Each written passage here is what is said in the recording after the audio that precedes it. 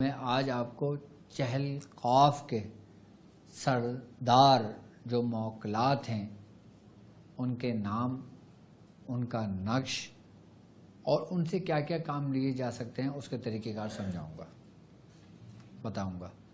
اس کے سردار موکلات جو ہیں وہ 40 ہیں، لیکن ابھی میں جو گفتگو کروں گا وہ صرف 16 سرداران کے نام تعلیم کروں گا کہ جو حاکمیت میں سب سے اوپر کی جانب ہیں، بہتر طبقے کی جانب ہیں، اور اس کے وہ سردار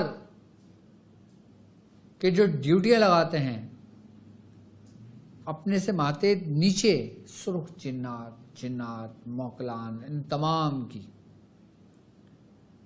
جو 40 صفوں میں موجود ہیں، ان کے نام شاید آپ نے سنے ہوں یا شاید آپ نے نہ سنے ہوں، لیکن جو لوگ سراسل سے شغاف رکھتے ہیں وہ اس کے بارے میں جانتے ہیں۔ لیکن سب سے پہلے ان سردار کے نام بتانے سے پہلے، اس کا عمل بتانے سے پہلے میں یہ بتانا چاہوں گا کہ یہ قاف ہے کیا۔ اکثر تو عموماً ہم نے دیکھا ہے نا کہ چہل قاف ہم 40 قاف کو کہتے ہیں جو چھوٹا قاف ہے، ڈنڈی والا قاف ہے۔ اب ڈنڈی والے قاف کو اگر ہم مکتوبی شکل میں دیکھتے ہیں تو صرف قاف ہم پڑھتے ہیں، لیکن جب ہم اس کو تلفظ کی ادائیگی اور اس کے الفاظ اور اس الفاظ کو ملفوظ، اور جب ہم ملفوظی کی اس پہ آتے ہیں تو پھر ہم اس کو 3 حرفوں پہ مشتمل قاف پڑھتے ہیں، یعنی کہ کاف، الف اور فے۔ ان 3 حرفوں سے مل کر مکتوبی ایک حرف بنتا ہے جسے کہتے ہیں قاف۔ اس کی نومیریکل ویلیو ہے 20۔ اگر ہم 0 کو ہٹا دیں تو حرف 2 بنتا ہے۔ اب یہ قاف اصل میں ہے کیا؟ حضرت امام حسین علیہ مقام نے اس قاف کے بارے میں کیا فرمایا؟ پہلے میں اس قاف کی تھوڑی سی تشریح کی طرف آتا ہوں۔ اگر ہم اس قاف کے پہلے حرف قاف کو دیکھتے ہیں تو یہ جو قاف ہے نا، یہ کن کی کنجی ہے۔ کن یعنی امر الہی، کہ جو کہتے ہیں نا کن فیکن، کہ ہم نے کہا ہو جا تو وہ ہو جاتی ہے، یعنی کہ اس کے اندر امر ہے، موجود ہے، اور اس کے اندر امر کی تجلی محفوظ ہے اور موجود ہے اس قاف میں جو کن کا ہے۔ اب قاف اور فے کے درمیان ایک حرف ہے جسے الف کہتے ہیں، اور یہ جو الف ہے یہ التفات کا ہے، یعنی الفت سے، محبت سے، یعنی کہ محبت دونوں کو جوڑے ہوئے ایک دائیں جانب لفظ قاف یعنی کن کی کنجی اور کن کی تجلی، اور ایک ہے فے یعنی یہ وہ ہے جو فیضان محمدی ہے۔ قاف جو کن ہے، الف جو التفات ہے یعنی کہ محبت ہے، اور جو فے وہ فیضان ہے۔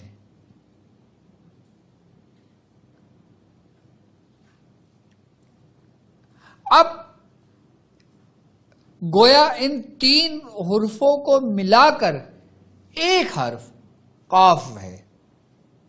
اگر ہم ملفوظی عدد کو لیتے ہیں تو ملفوظی عدد میں قاف، الف اور فے، ہم اس کی نومیریکل ویلیو کو نکالتے ہیں تو قاف کے عدد بنتے ہیں 20، الف کا بنتا ہے 1، فے کے بنتے ہیں 80۔ تو یہ کتنے بنے؟ 20 اور 80، 100 اور 1 الف کا، یعنی کہ 101۔ ملفوظی عدد کتنے بنے؟ 101۔ اچھا، اب ہم اس بات پر آ جاتے ہیں کہ اس کے اہل علم فرماتے ہیں، جو اہل معرفت ہیں وہ فرماتے ہیں کہ قاف کا جو ظاہری تعلق ہے، قاف کا جو ظاہری تعلق ہے وہ الف اور فے سے ہے، جو ملفوظی میں آتا ہے نا، یہ اس کا ظاہری تعلق ہے۔ کون سا؟ فے اور الف، جس کے بارے میں میں نے ابھی بتایا. لیکن اس کاف کا جو باطنی تعلق ہے وہ رے اور بے سے ہے. اب باطنی تعلق کیسے ہوا؟ ظاہری تعلق تو ہمیں سمجھ میں آ گیا کہ ہم نے ملفوظی عدد حروفوں کو ملایا تو قاف الف اور فے آ گیا. اب یہ رے اور بے کیسے ہے باطنی تعلق اس کا؟ تو اس پہ اہل علم اہل معرفت روشنی ڈالتے ہیں کہ جب ہم رے اور بے، اگر رے اور بے کو ملایا جائے تو کیا بنتا ہے؟ رب. یعنی کہ اس میں رب الارباب کی وہ تجلی ہے کہ جو ہر شے کو اپنے احاطے میں لیے ہوئے ہے. یعنی کہ اگر صرف کاف ہی کو دیکھا جائے تو جو کچھ اس کائنات میں موجود ہے وہ اس قاف میں موجود ہے.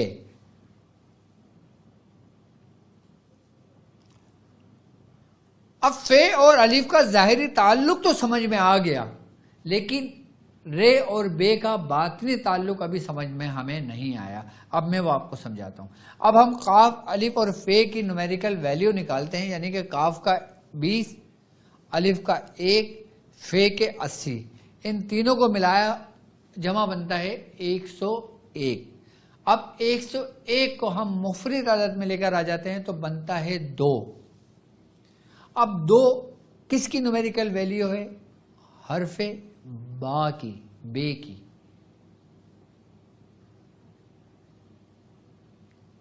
اگر ہم بے کو دیکھتے ہیں تو اس کی نومیریکل ویلیو 2 بنتی ہے. اب اگر ہم رے کو دیکھتے ہیں تو اسی کی نومیریکل ویلیو بھی 2 بنتی ہے، یعنی کہ 200.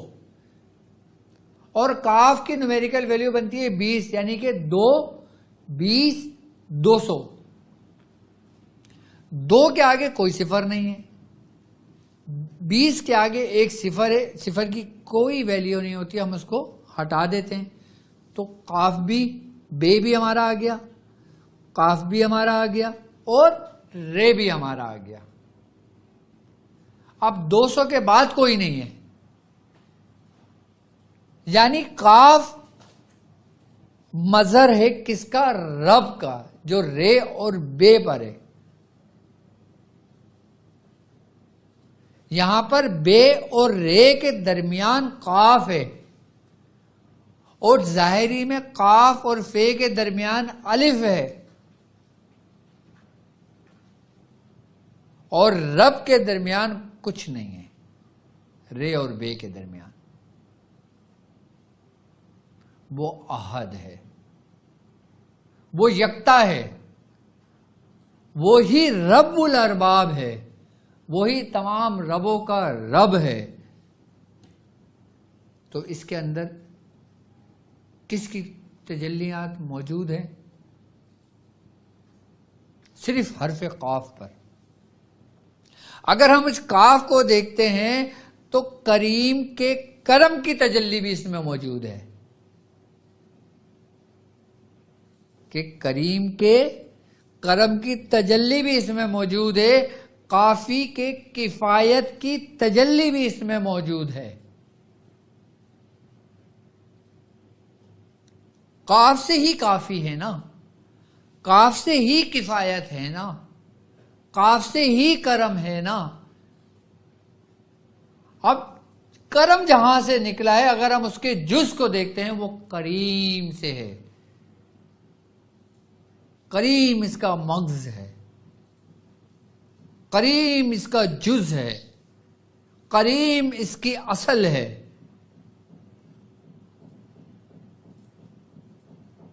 تو جو جس کی اصل ہوتی ہے اسی کی تجلی اسی کے کرم میں صلاحیت کرتی ہے.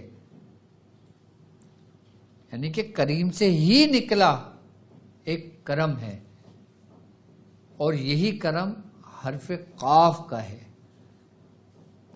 اس ہی لیے کہتے ہیں بزرگان دین، ہمارے چشتی اور ابو الہی خاندان کے اندر چہل قاف کثرت سے پڑھی جاتی ہے کہ اس میں کفایت، اس میں قافی، اس میں کرم سب کچھ موجود ہے. اسی لیے کہتے ہیں کہ جو شخص چہل قاف کثرت سے پڑھتا ہے وہ قاف سے قاف تک کی سیر کرتا ہے. اب قاف سے قاف تک کی سیر کیا؟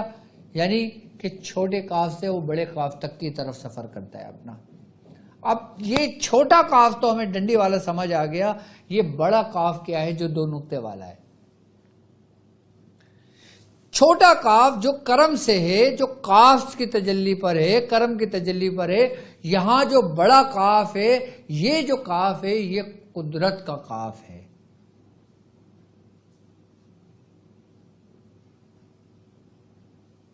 جو قادر کا ہے، جو قدرت رکھنے والے کا ہے، یہ اس کی تجلی کا ہے.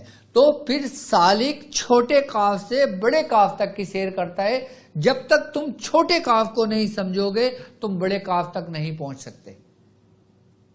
جب تک تم پہ کرم نہیں ہوگا، تم پر فضل نہیں ہوگا، فضل نہیں ہوگا تو تم آگے چھوٹے کاف کو نہیں سمجھ سکتے، تو تم بڑے کاف تک کیسے پہنچو گے؟ بڑے کاف کو سمجھنے کے لیے، بڑے کاف کے راز کو جاننے کے لیے تمہیں پہلے چھوٹے کاف پہ ٹھہرنا ہوگا، چھوٹے کاف کی حقیقت کو جاننا ہوگا، چھوٹے کاف کی معرفت کو پہچاننا ہوگا. اس کے بعد جب تم اس کو پہچان لو گے، جس نے پہچانا اپنے نفس کو، اس نے پہچانا اپنے رب کو. اب یہ کاف انسانی وجود کے اندر کیا شکل اختیار کیے ہوئے جو موجود ہے ہمارے وجود میں،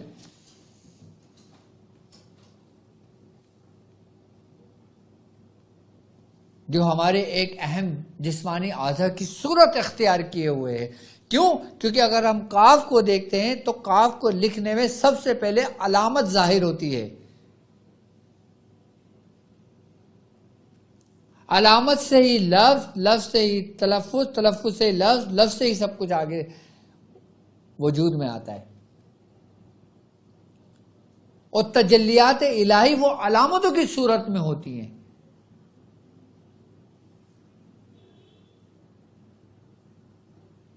کہ جیسے انسان کے اندر وہ صفات موجود ہیں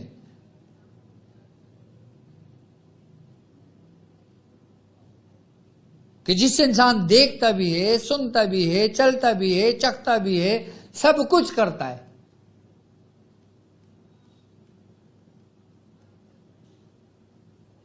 تو اس کاف کو سمجھنے کے لیے ہمیں اس چھوٹے کاف کو سمجھنا پڑے گا، اور اس چھوٹے کاف کو سمجھنے کے لیے ہمیں چہل کاف کو پڑھنا پڑے گا.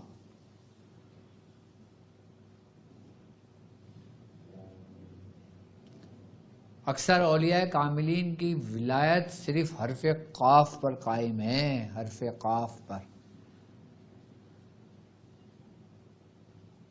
ولایت کسی نہ کسی حرف پر قائم ہوتی ہے، اور جن کی ولایت حرف قاف پر قائم ہے وہ فنا فی اللہ ہو گئے، وہ رب کی ذات میں گم ہو گئے. ان کو پھر وہ قطرہ سمندر سے جا کے مل گیا، اور وہ سمندر جو توحید کا سمندر، وہ سمندر جو معرفت کا سمندر، وہ سمندر جو روحانیت کا سمندر، کہ سمندر کے اندر ایک سمندر، سمندر کے اندر ایک سمندر.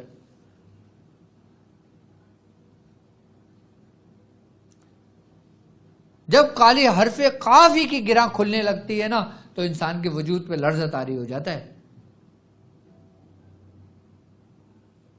ہم نے صرف چہل کاف کو پڑھا ہے، سمجھا نہیں ہے. ابھی میں صرف کاف کے بارے میں بتا رہا ہوں، ابھی فے پہ تو میں آیا ہی نہیں کہ جس کاف سے چہل کاف شروع ہوتی ہے. ابھی ہم نے اس کاف کی حقیقت ہی کو نہیں سمجھا، ہم نے صرف رٹافیکیشن کیا.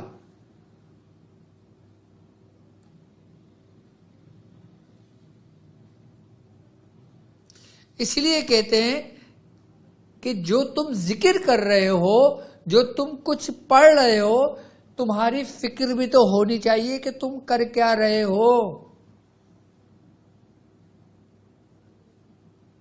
بنا سمجھے، بنا کچھ جانے تم کیسے پڑھ رہے ہو بھائی؟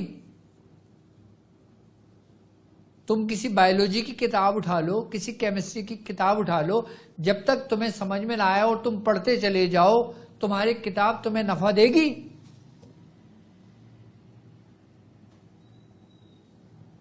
اگر تم نے فزکس کی کتاب اٹھائی اور تم نے اس کو بنا سمجھے پڑھنا شروع کر دیا تو تمہیں نفع دے گی فزکس؟ تم پیپر دے کے پاس ہو جاؤ گے؟ ہرگز نہیں ہوگے۔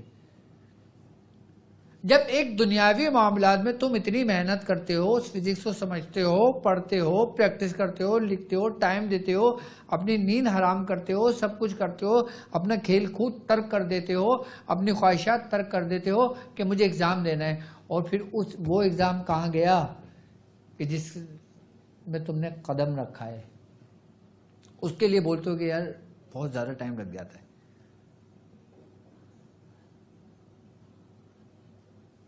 لیکن افسوس، صد افسوس کہ آج کے دور میں وہ لوگ نہیں ہیں جو سمجھائیں، آج کے دور میں وہ نہیں ہے جو ہماری تربیت اس طریقے سے کریں جیسے ہمارے مرشد نے ہماری کی ہے۔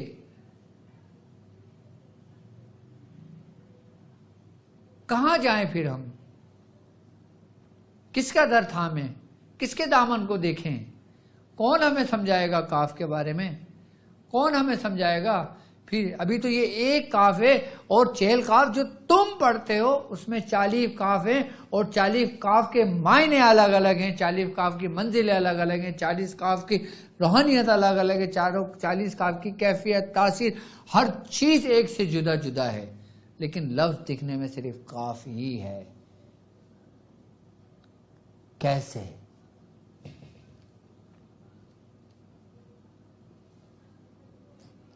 کیونکہ ہر کاف کے بعد جو حرف آ رہا ہے وہ اس کی کیفیات کو بدلے اور ٹھہرے اور تھامے ہوئے ہے۔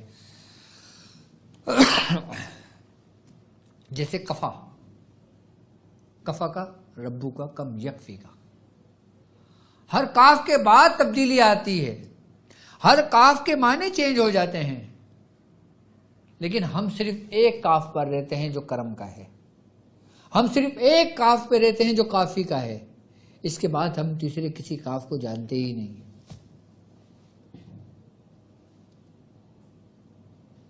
اگر کوئی مرید ہم سے پوچھے کہ حضرت چہل کاف کیا ہے تو آپ کیا بتاؤ گے؟ 40 کاف، 40 کاف کی اگر تفسیر سن لو تو تمہارے آنکھوں سے تمہارے حجابات 40 حجابات اٹھا دیے جائیں کہ جو تمہیں غفلت میں رکھے ہوئے ہیں۔ ہر حجاب میں تم بولو میں غفلت میں تھا، اور جب 40 حجاب تمہارے 40 کاف کی تفسیر سے ہی اٹھ جائیں تو تم مقام ولایت پہ فائز ہو جاؤ۔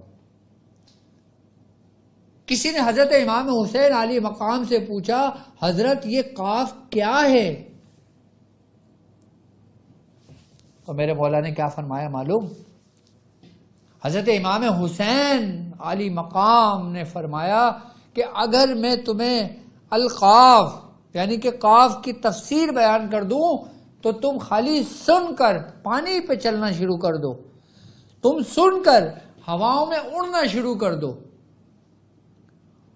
اور تم اس کاف کو اپنی انگوٹھی کے نگینے میں ترشوا کر اس کی منزل کو پاؤ۔ کیا فرماتے ہیں کہ تم اس کی شکل کو نگینے میں کندہ کرا لو، انگوٹھی میں پہن لو، تو اس کی زبان سے سوا خیر اور برکت کے کچھ بھی نہ نکلے، یعنی کہ وہ جو کہے وہی نکلے جو خیر اور برکت ہو۔ اگر تم صرف اپنے انگوٹھی پر قاف کندہ کروا لو اور پہن لو خالی اس کو، خالی حرف قاف کو پہن لینے سے، حرف قاف کو پہن لینے سے انگوٹھی کو، حضرت امام حسین کیا فرماتے ہیں کہ تم جو کہو نا وہ خیر اور برکت ہی تمہارے منہ سے نکلے۔ اللہ تمہیں شر سے محفوظ کر دے گا، اللہ تمہیں بدگوئی سے محفوظ کر دے گا، اللہ تمہیں بد زبانی سے محفوظ کر دے گا۔ صرف قاف آپ نے کندہ کروا لیا چاندی کی انگوٹھی پر تو وہ بھی تمہارے لیے کافی ہے۔ تم کاف کی تفسیر کو سمجھنا تو دور کی بات ہے۔ حضرت امام حسین علی مقام صرف اس بات پہ یہ فرماتے ہیں، صرف میں اگر تفسیر بیان کر دوں، امام حسین علی مقام فرماتے ہیں کہ تو تم پانی پہ چلنا شروع کر دو، اور پھر تم چہل قاف کی بات کر رہے ہو کہ وہ چہل قاف جو ایک وجد کی کیفیت میں، ایک ایسی حالت میں کہ جس کیفیت کے اندر نہ انسان زمین پر ہوتا ہے نہ عرش پر ہوتا ہے، نہ زمین پر ہوتا ہے نہ آسمانوں پر ہوتا ہے، نہ مشرق میں ہوتا ہے نہ مغرب میں ہوتا ہے، نہ شمال میں ہوتا ہے نہ جنوب میں ہوتا ہے، اس کیفیت میں آپ کے منہ سے نکلے ہوئے وہ الفاظ جو 40 قاف کہلائے، جو خاندان قادریہ کہ اس میں اعظم کی حیثیت ہیں مریدین کے لیے. آپ دیکھیں جو قادری ہوگا اس کو چہل قاف یاد ہوگی، جو ابو العلائی ہوگا ان کے خاندان میں کثرت سے چہل قاف پڑھی جاتی ہے. ہمارے دادا میں جن کی خود میں 24 کی محفل کرتا ہوں، حضرت دادا میاں المعروف دادا میاں حضرت نبی رضا شاہ صاحب رحمۃ اللہ علیہ، جن کا لکھنؤ میں مزار ہے، انہوں نے صرف چہل قاف اتنی کثرت سے پڑھی ہے کہ 9 دن میں ایک وضو سے انہوں نے 1.25 لاکھ مکمل کی تھی، جو ہمارے خاندان میں آج تک کوئی کر نہیں پایا. ابو العلائیوں کے اندر سب سے زیادہ کثرت سے پڑھی جانے والی جو دعا ہے، جو چہل قاف ہے، ہمارے مرشد نے اس کو کثرت سے پڑھا، ہم سے پڑھوایا، ہمارے مرشد نے پڑھا، ہمارے بھائیوں نے پڑھا، ہمارے پیر بھائیوں نے پڑھا، ہمارے مریدین نے پڑھا، ہمارے دادا میاں عثمان علی شاہ صاحب رحمۃ اللہ علیہ آپ نے کثرت سے پڑھا. صرف چہل قاف کو سمجھ لینے سے انسان اس کی معرفت کو حاصل کر لیتا ہے، ولایت کے مقام پہ پہنچ جاتا ہے. اور اگر جو وہ اس کی تفسیر کو سن لے، اس کی تفسیر کو جان لے، اس کی تفسیر کو سمجھ لے، اس کا کیا مقام ہوگا. کہ انشاءاللہ تعالی وقت رہا تو میں ابھی تو میں نے قاف کے بارے میں آپ کو بتایا ہے، ابھی 39 قاف باقی ہیں، پھر میں اس کی کیفیت اور پھر اس کا ملاپ اور اس کے بارے میں بتاؤں گا. اگر ہم اس کو معنی طور پہ دیکھتے ہیں، کس کو؟ اس کے لغوی معنی کو دیکھتے ہیں. قاف کے لغوی معنی کو اگر ہم دیکھتے ہیں نا تو اس کے معنی چمڑے کو ملا کر سینے یا الگ کرنے کے ہیں. یعنی کہ اس قاف کے اندر ایک ایسی کیفیت بھی موجود ہے جو ملاتی بھی ہے اور جدا بھی کرتی ہے. قاف کے اگر خالی لغوی معنی آپ اپنی بیاضوں میں دیکھو لغت میں تو ملتا ہے چمڑے کو ملا کر سینے یا الگ کرنے کے ہیں. یعنی کہ اس میں عداوت بھی ہے اور اس میں محبت بھی ہے. اس میں دشمنوں کے لیے قہر بھی ہے اور اس میں دوستوں کے لیے نعمتیں بھی ہیں. اس میں قرار بھی ہے اور اس میں قہر بھی ہے. اس میں جلال بھی ہے اور دوستوں کے لیے جمال بھی ہے. اسی لیے اس کو کہتے ہیں کہ کفا کا ربو کا کم یکفی کا وقفہ تو کف کفو کفین کان من کا کلی تکری کریں کا کری کریں فی تبدن قبدن تجلیم و شکشکتو کا لک لکن لکا کفا کا مابی کفا غابی قربتن یقا قابن کہنا تحقیق قابن فلک. یہ چہل قاف ہے. یقیناً یہ لوگوں کو یاد ہوگی، آپ پڑھتے ہوں گے. چلیں اب میں آ جاتا ہوں اس کے سرداران کے اوپر کہ اس کے جو 40 اس قاف کے ماتحت، ابھی تو میں نے خالی قاف کی اس کے بارے میں بیان کر دیا. اب میں اس قاف کے ماتحت جو 40 سردار ہیں، یعنی کہ ہر قاف کا ایک سردار جو ہے، میں اس میں سے 16 سرداروں کے نام، اس کی ترتیب میں آپ کو سمجھا دیتا ہوں.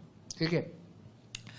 اب اپنے اس کے یہ تو چہل قاف ہے نا، یہ تو لوگوں کو یاد ہوگی، یہ تو دیکھ لیں گے. آپ اس کو ہٹا دو. اچھا اب یہ نقش دیکھیں آپ کی اسکرین پر موجود ہے. یہ چہل قاف کے سردار کے موکلات کا نقش ہے. ٹھیک ہے. آپ پہلے اس نقش کی تصویر کھینچ لیں، اس کی واٹس ایپ کر لیں. ٹھیک ہے. اس کو سیو کر لیں. اب میں اس کی چال اور اس کی ترتیب اور اس کے طریقہ کار آپ کو سمجھاتا ہوں میں. ٹھیک ہے. آپ نے دیکھا یار یہاں پہ نا وائٹ بورڈ کا تھوڑا سا ایشو ہے، تو ابھی وائٹ بورڈ ہو نہیں سکتا، تو میں اس لیے آپ کو ایسے سمجھا دیتا ہوں. آپ نے بھی تھوڑی دیر پہلے دیکھا سرداران کے نام ایک نقش کی صورت میں خانوں میں لکھے ہوئے.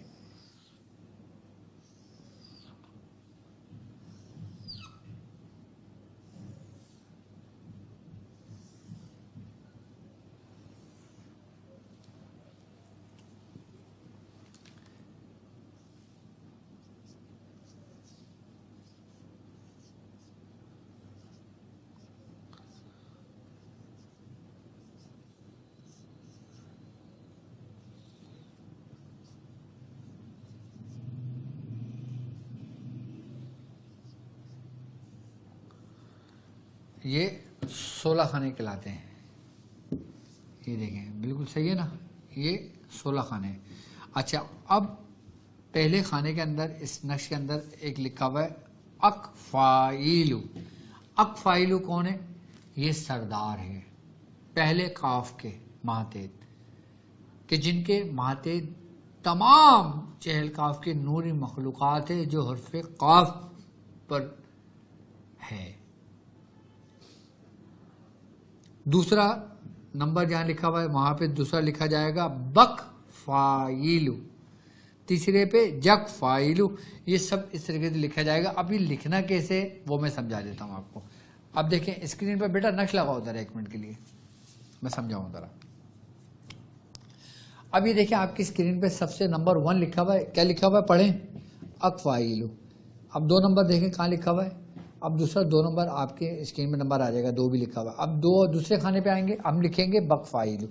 پھر تیسرا نمبر دیکھیں گے, پھر جک فائلو. چوتھا دیکھیں گے دک فائلو. 5واں دیکھیں گے, 6واں دیکھیں گے, 7واں دیکھیں گے, 8واں, 9واں, 10واں, 11واں, 12واں, 13واں, 14واں, 15واں اور 16واں. 16 کے نام اس ترتیب سے اس میں خانے میں بھرنا ہے. اب بھرنے کا طریقہ کیا ہے؟ ترتیب تو سمجھ لیا آپ نے کہ ہم نے 16 خانے بنانا ہے اور ہر خانے کے اندر ایک ایک اس طریقے سے لکھنا ہے. اب لکھنا کیسے وہ میں آپ سن لیں اس کی ترتیب. اس کے میں آپ کو دونوں طریقے سمجھاؤں گا. پہلا طریقہ اس کا سمجھ لیں کہ اقسم تو علی کا یا اکفائلو بحق چہل قاف, یہ ہم نے ایک دفعہ پڑھا, پہلا خانہ بھر دیا. پھر دوسرا پڑھیں گے اقسم تو علی کا یا بقفائلو بحق چہل قاف, یعنی کہ 40 قاف کے جو سردار ہیں نا یہ انہی کے ماتے یہی نام ہے. اب جب چہل قاف کے وسیلے سے چہل قاف کے اس سے جب ہم اس کو پکاریں گے نا تو یہ جل ہماری مدد کو پہنچیں گے. اقسم تو علی کا یا جک فائل و بحقی یا چہل قاف, یہ ایک ایک بار ہم پڑھتے رہیں گے اور یہ نام ہم لکھتے رہیں گے. ایک نقش پہ 16 خانوں میں ہم نے 16 نام لکھے اور 16 مرتبہ ہم نے اس کو پڑھ کے ایک نقش کے اوپر دم کر دیا. ایسے ہم نے اس نقش کو 11 مرتبہ روزانہ لکھنا ہے 40 روز تک. ایک طریقہ یہ ہے کہ ہم نے اس کو 11 روز لکھنا ہے 40 دن تک. ٹھیک ہے, اب یہ ہو گئے, جب 40 دن مکمل ہو جائیں گے نا پھر اس کے بعد 40 نقش روزانہ 40 روز تک لکھنا ہے. 40 نقش روزانہ 40 روز تک لکھنا ہے. یہ اس نقش کی ترتیب اور طریقہ کار ہے. اب یہ کن کاموں کے لیے, اس کی تاثیر کیا ہے, اس کا اثر کیا ہے, اب سنیں آپ کہ سب سے پہلے اگر روحانیت کے اوپر ہم آتے ہیں نا تو روحانیت میں جو تصرف ہوتا ہے نا وہ بڑی اہمیت کا حامل ہوتا ہے. یعنی کہ ہر بزرگ کا تصرف کسی نہ کسی اسم پر کسی نہ کسی عمل پر ہوتا ہے, لیکن جن اہل سلوک میں چلنے والے مسافر کا حرف قاف پر ہو تو اس کی موجودات تصرف کے اندر اس کو اتنا بلند و بالا کر دیتا ہے کہ جس کی روشنی سے اس وقت کے جتنے اولیاء کرام ہوتے ہیں نا وہ اس کو دیکھ کے اس پہ رشک کرتے ہیں.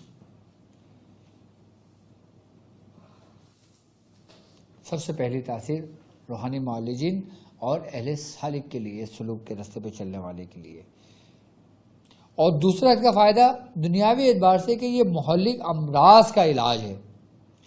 یعنی کہ ایسے لا علاج مرض کہ جس کو ڈاکٹر نے جواب دے دیا ہو, یہ تعویذ لکھ کے اس مریض کے گلے میں ڈال دیں, یہ تعویذ لکھ کر اس مریض کو پینے کے لیے دے دیں. سب سے پہلے اس کی زکوٰۃ ادا کر لیں, یہ نہیں کہ لکھنے بیٹھ جائیں.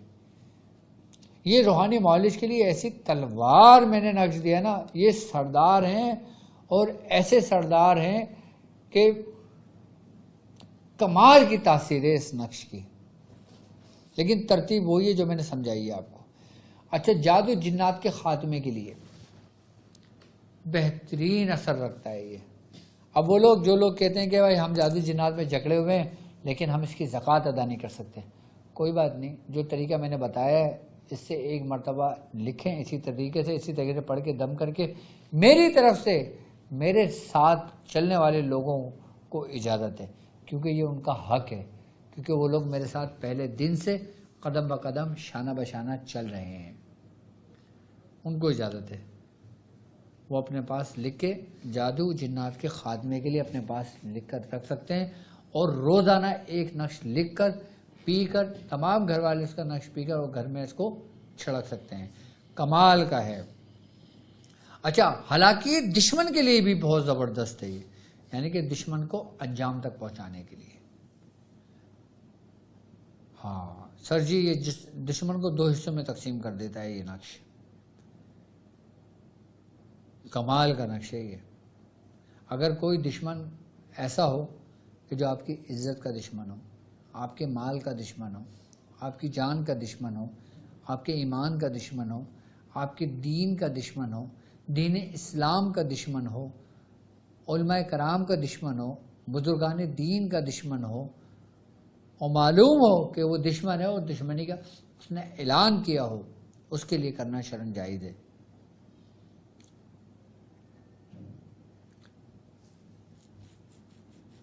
آپ خالی کوئی اینٹ لیں قبرستان میں، بلاک ہوتا ہے نا بلاک، اس اینٹ پر اس نقش کو اسی ترتیب سے لکھیں، لیکن نیچے جس کے لیے لکھتے ہیں اس کا نام لکھ دیں اور اس کو کسی قبر میں یا قبر کے ارد گرد اس کو دبا دیں، اس کا اثر دیکھیں۔ جادوگر دشمن ہو، لیکن جائز کام کے لیے کریں، کبھی ناجائز کسی کے لیے نہیں کرنا، یہ بات یاد رکھوں گا، ہر چیز لوٹتی ہے۔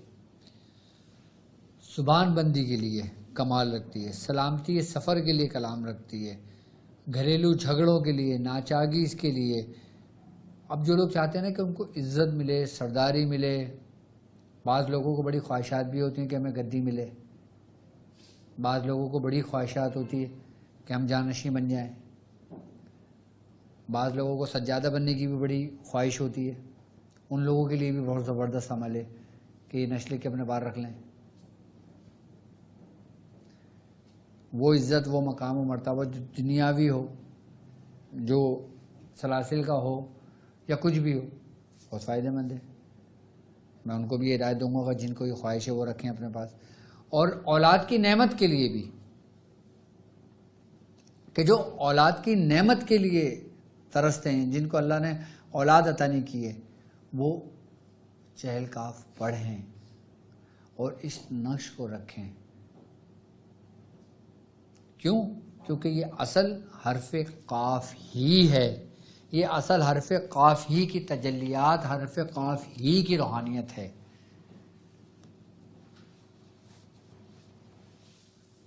یہ بزرگ فرماتے ہیں یہ کامیابی کے لیے، فتح یابی کے لیے، یہ ہر چیز کے لیے ہے۔